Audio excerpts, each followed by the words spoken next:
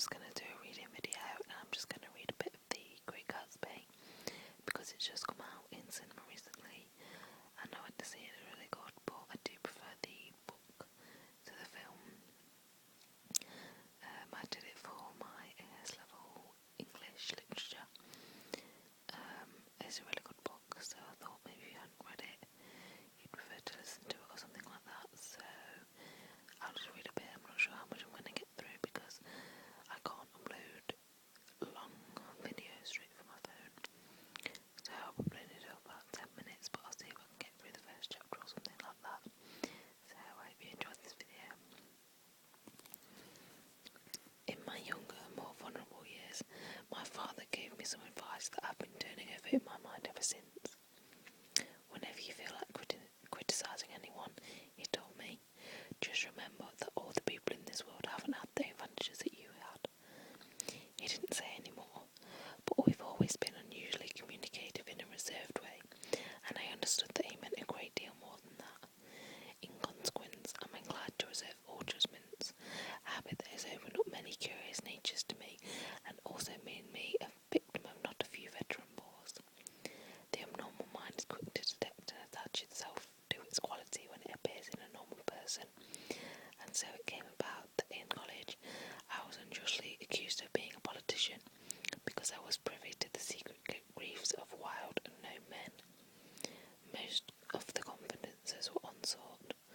Frequently I feigned sleep, preoccupation, or a hostile levity when I realised by some unmistakable sign that an intimate revelation was quivering on the horizon.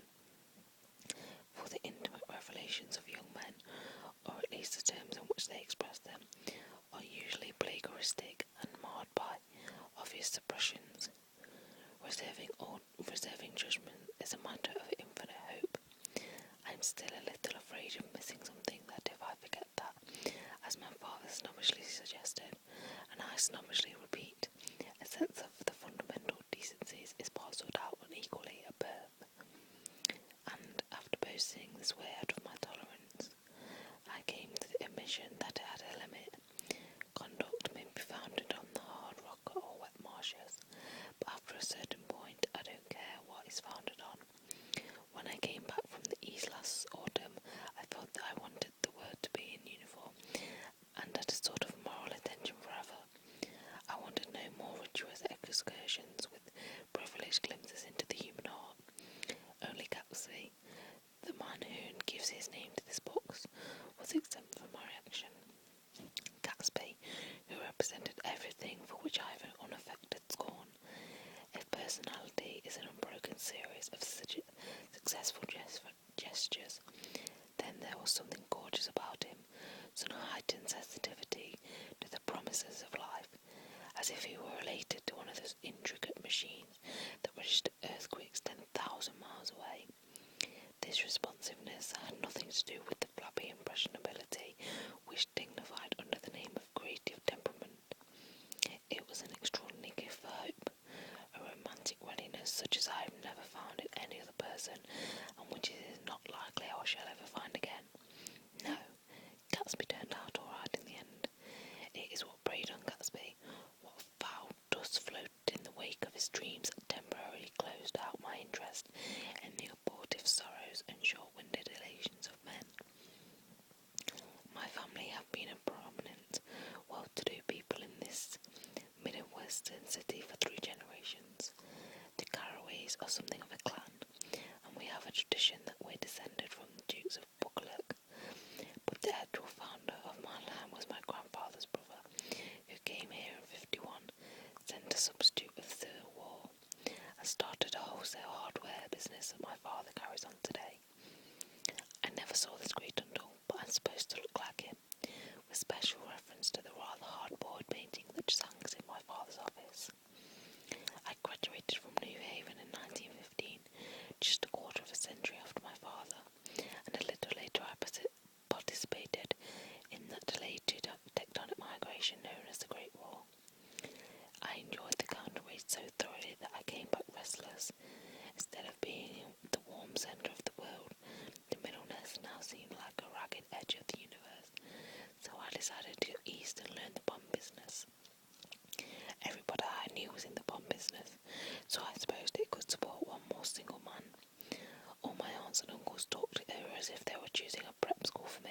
finally said, "Why, yes," with a very grave, hesitant faces.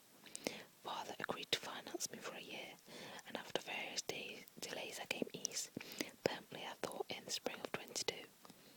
The practical thing was to find rooms in the city, but it was a warm season, I had just left the country of wild lawns and friendly trees, so when a young man in the office suggested that we take a house together in the commuting town, it sounded like a great idea. He found the house, a weather-beaten cardboard bungalow at $80 a month, but at last minute the firm ordered him to Washington, and I went out to the country alone. I had a dog, at least I had him for a few days until he ran away, and an old Dodge and a Finnish woman who made my bed and cooked breakfast and muttered Finnish wisdom to herself over the electric stove. I was lonely for a day or so until one morning some man, more recently arrived than I, stopped me on the road. "How do you get to West Egg Village?" he asked helplessly. I told him, and as I walked on I was lonely no longer. I was a guide, a pathfinder, an original settler. He had casually conferred on me the freedom of the neighbourhood.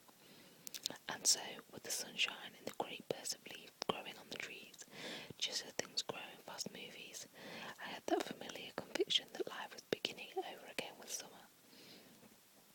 There was so much to read, for one thing, and so much fine health to be pulled down from the young breath-giving air.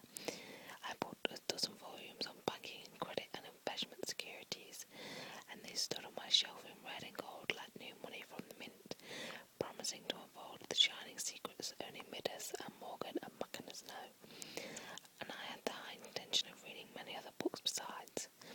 I was rather literary at college.